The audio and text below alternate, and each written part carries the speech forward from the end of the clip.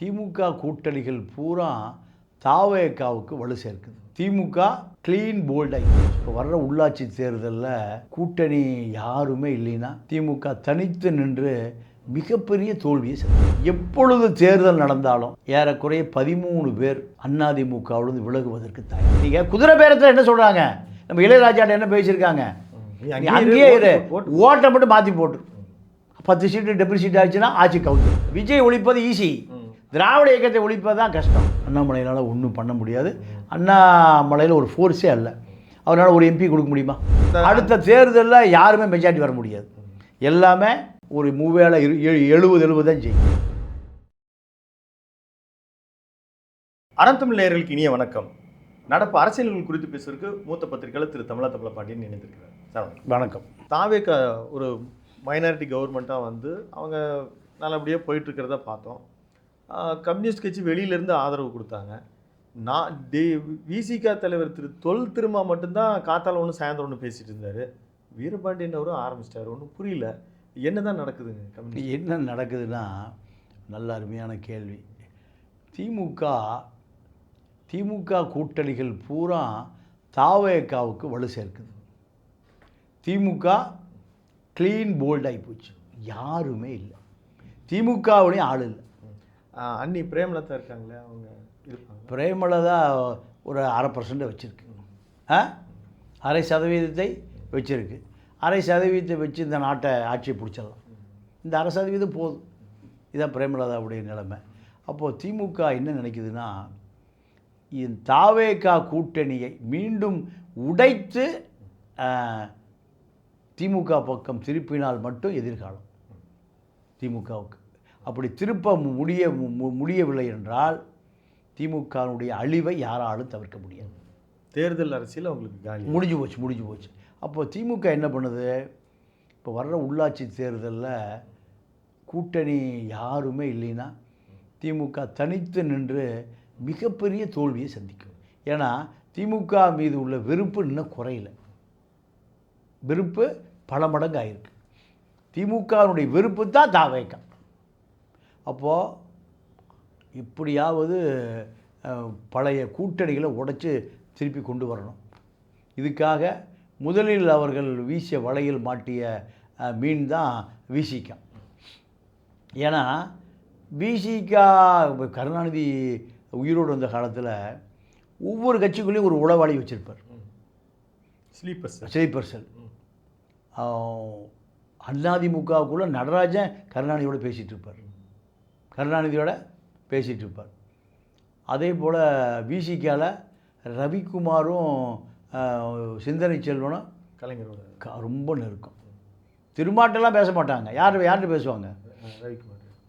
அதே போல் காங்கிரஸில் கோபண்ணா இவர் நம்ம பீட்டர் அல்போன்ஸ் 2 பேரும் திமுக அறிவாலய ஆட்கள், அக்மாருக்கு அறிவாலய ஆட்கள். சிபிஎம்மில் அவர் ஒரு எம்பி, அவரை கூட வச்சுருப்பார். அதே போல் சிபிஐயில் மகேந்திரன், திருப்பூர் சுப்பராயன். மகேந்திரன் இப்போ போயிட்டார். ஆமாம், இப்போ விஜய் கட்சிக்கு போயிட்டார். திருப்பூர் சுப்பராயன். இவர்கள்லாம் யாருடைய ஸ்லீப்பர் செல்? அங்கே என்ன நடக்குதோ உடனே கருணாநிதிக்கு போயிடும். பாஜகவிலே வச்சுருந்தாருங்க இலா கணேசன். திமுக அப்படியே ரகசியத்தை சொல்லிடுவார். அப்போ இதுதான் கருணாநிதியுடைய பாலிடிக்ஸ். இதே பாலிடிக்ஸ் இப்போ ஸ்டாலின் என்ன பண்ணுறாரு, இவர்களை மெயின்டைன் பண்ணணும்.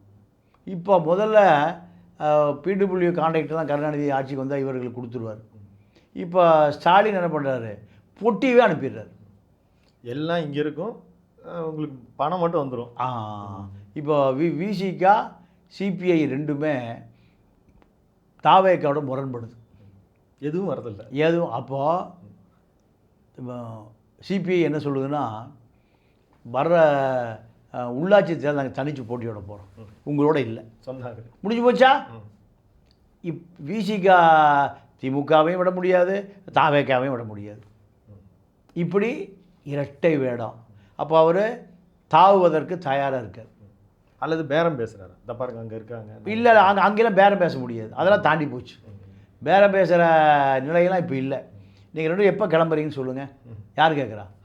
ஆதவ் கேட்குறாரு, அது நீங்கள் இப்போ விசிகாவும் சிபி எப்போ கிளம்புன்னு சொல்லுங்கள், நான் இப்போ அன்புமணி கூட பேட்மிண்டன் விளையாண்டுருக்கேன். படத்தை பார்த்தீங்களா? அடுத்ததான் கேட்கல. ஆமாம், பேட்மிண்டன் விளையாண்டுட்டு இருக்கிறேன். பால் அங்கே போகுது, அவர் பால் இங்கே வருது. அதனால் எப்போ கிளம்புறீங்க? இந்த மூடுக்கு வந்துட்டார். அதே போல் எப்பொழுது தேர்தல் நடந்தாலும் ஏறக்குறைய 13 பேர் அதிமுகவிலிருந்து விலகுவதற்கு தயார். அந்த நெருக்கமாக இடைத்தேர்தல் அறிவிப்பு வரும்போது டக்குன்னு இன்னொரு அப்போ சேர்த்து வைக்கணும்ல. அது அதில் என்ன சிவி சண்முகம் ஒருத்தர் சொல்லலாம், மற்றதெல்லாம் யாராவது இருக்காங்க? இல்லை, அதாவது அதிமுகவுக்குள்ள எந்த ஈடுபாடு இல்லாமல் இருக்கார் வேலுமணி, தங்கமணி, இப்படி அவர்கள் கட்டுப்பாட்டில் ஒரு 10 பேர் இருக்காங்க. இப்போ இவர் போயிட்டார், 2 விஜயபாஸ்கர்கள், மரகதம் குமரவேல், ஒரு 5 பேர் இருக்காங்க. 5 2 7, இவங்க ஒரு 10, 13 விட அதிகமாக தான் எண்ணிக்கை இருக்குது. அப்போ இந்த எண்ணிக்கையை தாவேக்கா மெயின்டைன் பண்ணுது. ஏன்? காங்கிரஸு பொறுத்த வரைக்கும் மாணிக் தாகூர் திமுக மீது இருந்த பழைய அந்த வன்மம் இப்போ இல்லை. ஏன்?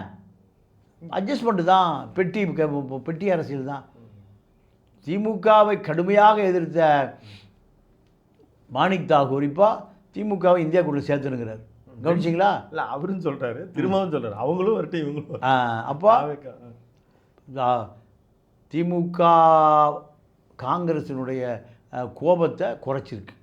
பெட்டி மூலம் தான் குறைக்க முடியும், வேறு எந்த ஜட்டி மூலையும் இப்போ குறைக்க முடியாது. அப்போது இந்த அரசியலை தாவேக்கா தெளிவாக புரிஞ்சிருக்கு. இதுதான் திராவிட மாடலா? இதுதான். அப்போ ஒரு ஊழலை ஒழிப்பதற்காக இன்னொரு ஊழல் கும்பலை, அதிமுக ஊழல் கும்பலை சேர்த்துவது தவறில்லைன்னு முடிவுக்கு வந்துருச்சு. அப்போ இப்போ விசிகாவும் கம்யூனிஸ்ட்டும் ஊசலாட்டத்தில் தான் இருக்காங்களா? கண்டிப்பாக ஊசலாட்டம் தான். எப்போ வேணாலும், எப்போ அவருக்கு நேரம் வரும்போது சொல்லுவாங்க. 6 மாதத்தில் நம்பிக்கையில்லா தீர்மானம் கொண்டு வர திட்டம் இருக்குது திமுகவுக்கு. அப்படி திட்டம் இருக்கிற பொழுது நீங்கள் ஆட்சி கவிழ்ப்புக்கு இந்த 10 சீட்டு 108 118 இந்த 10 மாறி வாக்களித்தால் நீங்கள் அங்கேயே இருங்க, அப்படியே இருங்க. நீங்கள் குதிரை பேரத்தில் என்ன சொல்கிறாங்க, நம்ம இளையராஜாட்ட என்ன பேசியிருக்காங்க, நீ அங்கேயே இரு, ஓட்டை மட்டும் மாற்றி போட்டு 10 சீட்டு டெப்யூட்டி சீட் ஆச்சுன்னா ஆட்சி கவுந்துடும். இதுதான். இதுக்கு 50 கோடி தர்றோம். எவ்வளவு? 50 கோடி. நம்ம சரவண இப்படி ஈஸியாக சார் இல்லை தூத்துக்குடி ஸ்ரீவைகுண்டம் தரோம். ஸ்ரீவைகுண்ட மொழி சரவண இதே தான். நீ தாவைக்கலே இரியா, ஆனால் காசை வாங்கிட்டு ஓட்டு போடும்போது மட்டும் நீ தாவேக்கு போடாது. இதுதான் அவங்க டீலிங். எப்படின்னா அதே போல் அனிதா ராதாகிருஷ்ணா தூண்டில் போட்டுட்ருக்காரு. இல்லை, அவருடைய ஸ்டேட்மெண்ட்டு அவர் என்ன விளையாட்டாக சொல்கிறாரா இல்லை உளறிட்டாரா உண்மையாக? திருச்சி சிவா சென்ட்ரல் மினிஸ்டர் ஆயிடுவார், இவர் சிஎம் ஆகன்னு சொல்கிறாரு. அப்போ பிஜேபியோட நெருங்குகிறார்களா? இல்லை, அது அவருடைய ஆசை. பிஜேபியோட போனால் திமுக சீக்கிரம் அழிஞ்சு போயிடும். ஏன்? திமுக பக்கம் திரும்பி வர முஸ்லீம்கள், கிறிஸ்துவர்கள், தலித்துகள் ஒரு ஓட்டு போட மாட்டோம். அதனால் அவர் அரசியலே தெரியாத பல பேர் மந்திரி ஆயிடுவான். இப்போ விஜய் முதலமைச்சர் இருக்கார். அதுபோல தான் அரசியல்னால் என்ன, அரசியலில் பழம் போட்டு, அதாவது கருணாநிதி தான். கருணாநிதி ஆல் பார்ட்டியில் ஒரு ஆளை வச்சுருப்பார். எங்கே என்ன நடக்குதுன்னு தெரிஞ்சிருக்கும். ஆளுங்கட்சிகள் என்ன நடக்குதுன்னு தெரியும், டெல்லியில் நடக்குதுன்னு தெரியும், எல்லா இடத்துலையும் ஆள் வச்சுருப்பார். அதனால தான் கருணாநிதியால் இத்தனை ஆண்டு காலம் 94 வருஷம் அவரால் அரசியல் பண்ணிகிட்டே இறந்து போயிட்டார். முதல்ல நீங்கள் நம்ம உட்பட நீங்கள் உங்களுடைய ஒரு குரல் தான் பாமக இப்படித்தான் ஆகும், அதாவது அன்புமணி அவர்களுடைய ஒரு களம், அவருடைய கரம் தான் வலிமையாக இருக்கும், தேர்தல் முடிஞ்சோடனே சாதாரணமாக ஆயிரும் அப்படின்னு நீங்கள் ஒருத்தர் ரொம்ப வலிமையாக சொல்லிக்கிட்டே இருந்தீங்க. இப்போது 38வது ஆண்டு விழாவில் ஒன்று சேர்ந்துருவாங்களா? அதில் ஏதாவது புதிய பிளவு அருள் மாதிரி ஏதாவது ஒருத்தர் இல்லைங்க, அருளில் யார் போனாலும் ஒன்று. இப்போ டாக்டரை பொறுத்த வரைக்கும் அவர் 100 ஆண்டு வாழணும். ஆனால் அவர் நமக்கு பழைய தலைவர், சரியா? இப்போ அவருக்கு உடல் நிலை தளர்ந்துருச்சு. இப்போது அவருக்கு ஸ்ட்ரோக் வந்துருச்சு. அப்போ அவருடைய இந்த 87 வயசில் இவ்வளோ தான் பண்ண முடியும்.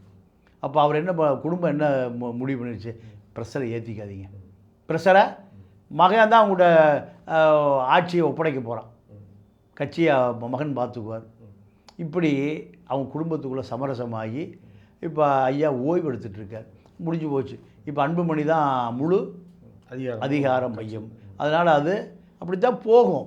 ஏன்னா இதில் மூணாவது ஆளே யாரும் கிடையாது, அப்பா மகன் தானே.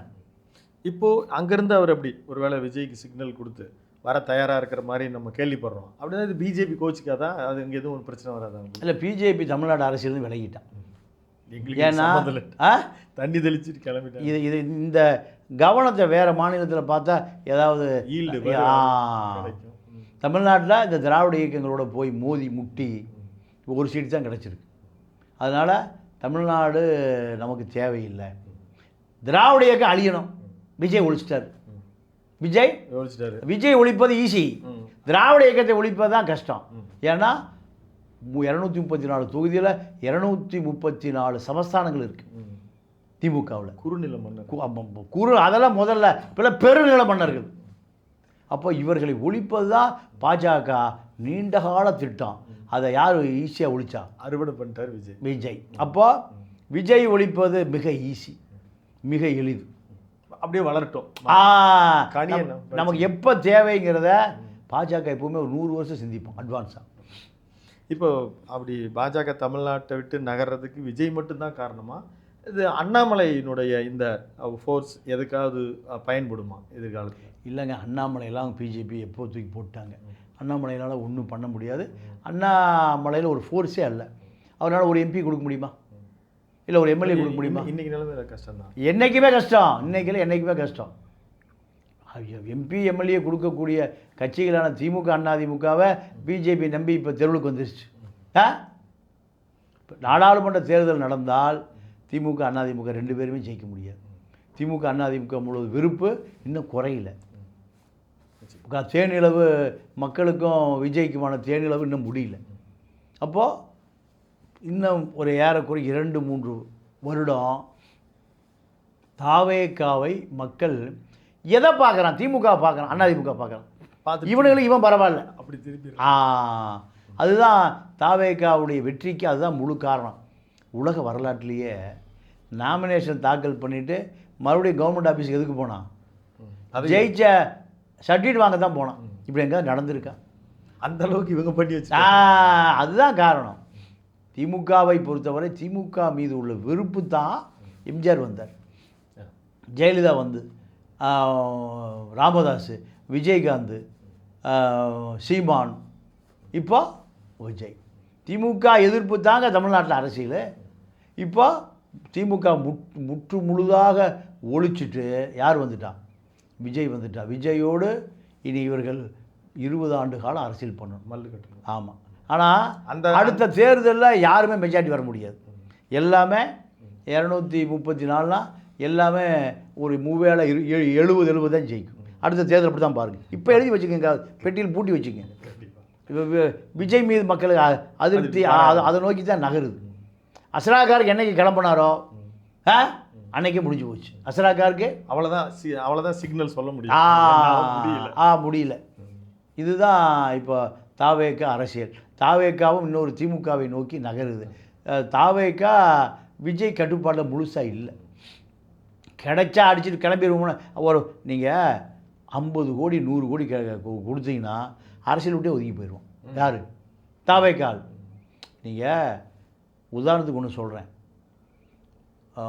எஸ்ஆர்எம் பச்சைமுத்து எஸ்ஆர்எம் யூனிவர்சிட்டி இருக்குல்ல, எங்கே? காட்டாங்குளத்தில். அங்கே பார்த்தீங்கன்னா ஒரு பெரிய ஏரி இருக்கும். ஏரி எப்போ பச்சைமுத்து வாங்கினார்? ஏரியெல்லாம் வாங்க முடியாது, அதெல்லாம் ஓடப்புறம் போக்கு, அதெல்லாம் பட்டாவே போட முடியாது. நீர்பிடிப்பு பகுதிகளில் அரசு நிலங்களில் விற்கவே கூடாது. ஒரு டிஆர்ஓ அடிஷனல் கலெக்டர் என்ன பண்ணார்? அந்த காலத்தில் 5 கோடி வாங்கினார். வாங்கிட்டு எல்லாத்தையும் பட்டா போட்டு கொடுத்துட்டார். பட்டா போட்டு கொடுத்துட்டு வேலையை வடன் போயிட்டார். வேலையை மிச்ச நாள் இருந்தாலும் இவ்வளோ சம்பாதிக்க 5 கோடிக்கு நீங்கள் அரசு வட்டியை 35 லட்ச ரூபா வரும் மாதம். எவ்வளவு? 35 லட்ச ரூபா. டெய்லி 1 லட்ச ரூபா வட்டி வரும். ஒரு டெய்லி 1 லட்ச ரூபா லஞ்சம் வாங்கிட்டு போகிற அந்த டிஆர்ஓ எழுதி கொடுத்துட்டு போயிட்டார். ஏறி போகிற இவர் வேலி போட்டார். லைஃப் இப்போ அதே லைஃப் டைம் செட்டில். இப்போ அதே கதை தான் இப்போ தாவேக்கால் இருக்கிற எம்எல்ஏக்கள், மாவட்டம், வட்டம், குட்டம் எல்லாம் என்ன பண்ணுறான், கிடைச்சா லம்பா அடித்து செட்டில் ஆகிடலாம். எப்படி லம்பா அடிச்சுட்டு இவர் பணம் வாங்காதீங்கிறாரு. ஆனால் மேலே மட்டும் வாங்கிட்டு இருக்காங்க. மணலை இது விஷ்ணு ரெட்டி கொடுத்துட்டாங்க. எல்லாம் மேலே நடக்குது. நம்மளை மட்டும் பணம் வாங்க. அதனால் கொடுக்குறியா, அதை பல்காக கொடுக்குறியா, வாங்கிட்டு கிளம்பி. இப்படி ஒரு மனநிலைக்கு மேலே ஒரு மனநிலை, கீழே ஒரு மனநிலை தாவேக்கால இப்போ உருவாக ஆரம்பிச்சிருச்சு. புதிய வர்க்கம், புதிய ஒரு அரசியல் வர்க்கம் உருவாயிருக்கு. கீழே நீ அவன் தகுந்த மாதிரி எவ்வளோ கொடுத்தாலும் வாங்கிட்டு செட்டில் ஆயிடுவோம். பல்வேறு அரசியல் கருத்துக்கள் பயந்துருக்கீங்க. மீண்டும் ஒரு காணொலி சந்திப்போம். நன்றி, வணக்கம். நேர்களை தொடர்ந்து இணைந்தீர்கள் அறத்தமிழுடன். நன்றி, வணக்கம்.